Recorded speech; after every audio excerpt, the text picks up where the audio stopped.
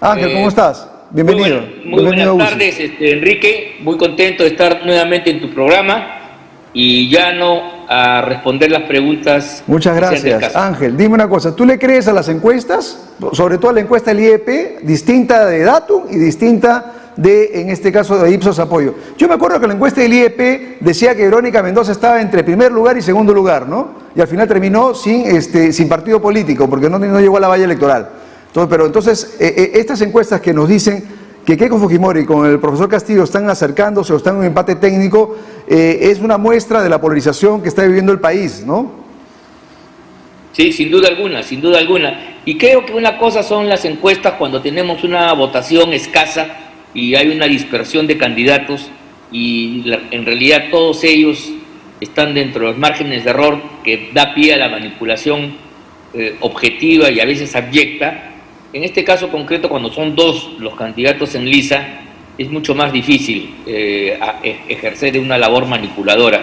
Y por lo tanto creo que las encuestas con distintas ópticas, metodologías, incluso corazones de simpatías, están revelando un hecho contundente, inmarcesible, un hecho objetivo, que es que la diferencia entre las dos candidaturas, una vez culminada la primera vuelta electoral, una distancia de aproximadamente 20%, se ha venido sistemáticamente reduciendo, a punto que hoy podríamos decir que ya están dentro de las fronteras de lo que se conoce con el nombre de margen de error.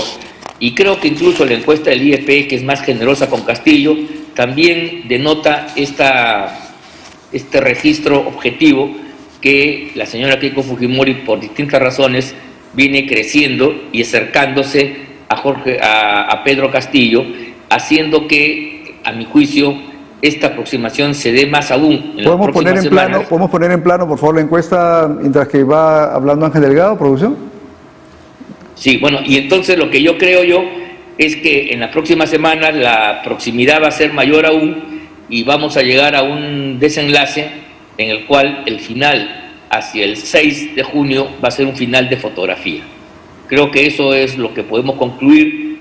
De ese punto de vista es difícil decir quién va a ganar las elecciones. Hay un margen de incertidumbre importante, pero lo que sí es verdad es que la señora Keiko Fujimori ha logrado remontar, ha logrado la adhesión de un conjunto de sectores que originalmente no estaban con ella. Ángel, permíteme, por favor, en la encuesta de Datum como la de CPI, bueno, más la de Datum, ¿no? Básicamente se recoge que Keiko Fujimori, bueno, en las dos también obviamente, se consolida en Lima Metropolitana. Y en el norte ya toma posición, y si bien es cierto gana por muy poco, pero toma posición, y eventualmente hay diferencias sí en el oriente, ¿no? O sea, quizás que la metodología no ha sido muy igual, y en todo caso donde efectivamente sí hay un posicionamiento fuerte del señor Castillo es en el sur, ¿no? Y en el centro, principalmente en el sur, y casi diría que le triplica. Entonces, ¿no le faltará alguna votación importante con los votos de Lima nada más? ¿O tú crees que Keiko puede todavía sacar votos de provincia, de esos electores yo creo indecisos? Que Keiko Fujimori tiene que reafirmar su avance en Lima, que es un avance triunfal, y eso es lo que explica el porqué, el acercamiento. Y a pesar de que geográficamente el voto de Castillo es más extendido, el voto de Keiko Fujimori es más concentrado y del punto de vista del volumen es más numeroso. Pero ella tiene que sacar una distancia un poco más en el norte del país y tengo yo la impresión que con esa votación podría ser la vencedora. A esa votación hay que sumarle también el hecho que es muy probable que ella gane en peruanos en el exterior, que es otro distrito electoral ahora recientemente creado. No habíamos visto esa situación, es verdad. ¿Cuánto procede o cuánto se calcula que es peruano en el exterior? ¿Un porcentaje, un punto, 2 puntos? ¿Cómo es este tema? ¿Tienes Yo creo que es alguna más de data? un punto, debe estar entre un punto y hasta 2 puntos, quizás un poquito más. Depende pues si hay afluencia de peruanos a votar. Creo que la vez pasada hubo algunos lugares donde hubo dificultades. Tengo la impresión que ahora va a haber mayor desasosiego y entonces la gente va a votar. Y como muchas personas piensan que aquí está en juego la propia existencia de la República, se van a dejar de lado esas actitudes timoratas, a veces absurdas de la primera vuelta, donde la frivolidad se impuso y se fueron a la playa o exageraron el miedo al contagio y no fueron a votar. Yo creo que en esta oportunidad no va a haber persona que no crea que su voto es importante, justamente por los resultados tan apretados, y eso probablemente haga que la señora del Castillo pueda tener una votación que le permita, repito, por muy poco, pero alzarse con el triunfo en esta segunda vuelta. ¿Tú has escuchado ya las voces de parte del profesor Castillo, de sus acompañantes, de sus colaboradores, diciendo que si ellos pierden, aparentemente es fraude electoral, ¿no?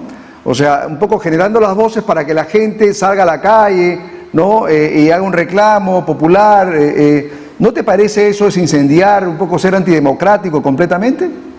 No, definitivamente, pero además eso no es solamente por el resultado electoral, sino eso es parte de una estrategia de poder que tiene especialmente el Partido Perú Libre, y Cerrón la expresa con toda claridad, donde las elecciones es un recodo en un proceso más largo, más amplio, más vasto y complejo de acumulación de fuerzas.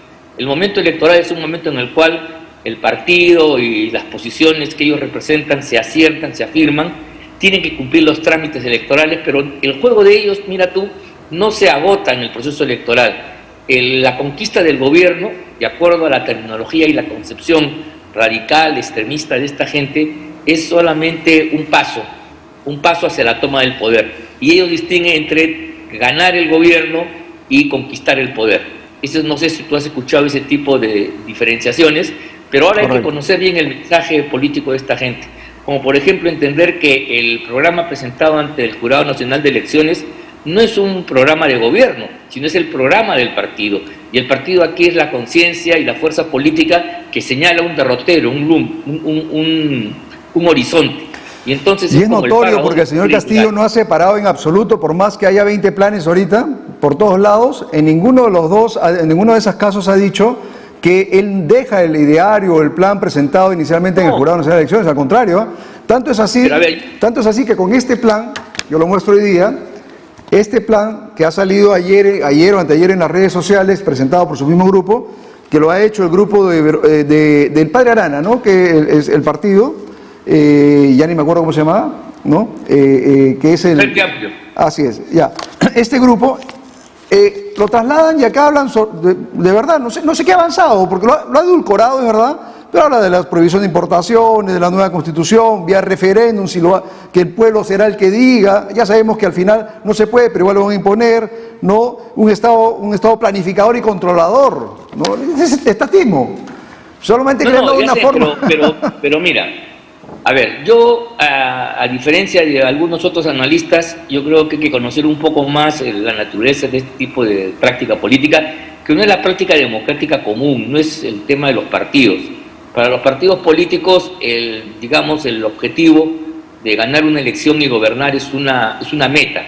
Para los partidos radicales que vienen del comunismo ortodoxo y en todas sus variantes, el gobierno no es sino una estación transitoria, un punto del cual se va a apalanquear una estructura de poder, la cual entonces demora muchos años. Así como Chávez, por ejemplo, ganó con un discurso determinado y con un programa las elecciones, empezó a formular desde el día siguiente una estrategia para capturar el poder como lo hizo, y le ha permitido hasta la fecha gobernar. O sea, eso quiere decir que tú no le crees al profesor Castillo diciendo y a todos los programas y planes que quiere presentar adicionalmente, tanto es así que convoca a los jóvenes, convoca a los maestros, que ellos dicen que van a poner los ministros, ¿no? Pero al final, ¿tú le crees que haya cambiado esa posición radical, extremista, marxista-leninista de su plan ideal? No, para nada. Mira, además aún él más habla con verdad, pero hay que leer con claridad. Cuando él dice el señor Cerrón que se encargue de lo suyo, él está diciendo que Cerrón se encargue de la estrategia, del derrotero. O sea, Cerrón lo que tiene que hacer es garantizar que las acciones de hoy, del presente, garanticen esas metas finales. Es una suerte de programa máximo. Ese es el programa del partido. Y lo que tiene ahora, y no tenía antes, es una suerte de programa para el quinquenio, para los 5 años, en el caso que ganara. Y eso en realidad es para ellos secundario. Para ellos es secundario. Por eso que no estamos aquí debatiendo opciones A, B, no estamos verificando si las medidas son o no potables, son conducentes, sino fundamentalmente las grandes estrategias. Para Castillo el tema fundamental es cómo es entender que la satisfacción de las necesidades de la gente que dice representar y hacer el país pasa por la destrucción del Estado democrático, del orden jurídico constitucional, pasa por abolir o suprimir las libertades en función a otros objetivos. O sea, la república es un obstáculo, la república es una república fracasada, que en 200 años no ha dado felicidad, y más bien es la explicación última de todos los errores y desastres que hacen que la base social que vota por Castillo se sienta totalmente deprimida. Es la explicación, ¿te das cuenta? Que da, y eso hace que haya cierta simpatía y cierto encuentro entre ese discurso radical y una situación de postergación objetiva que tiene esta gente. Ese es el tema, esa es la gran diferencia. Por eso que el programa de Cerrón es el programa de largo plazo, es el programa máximo.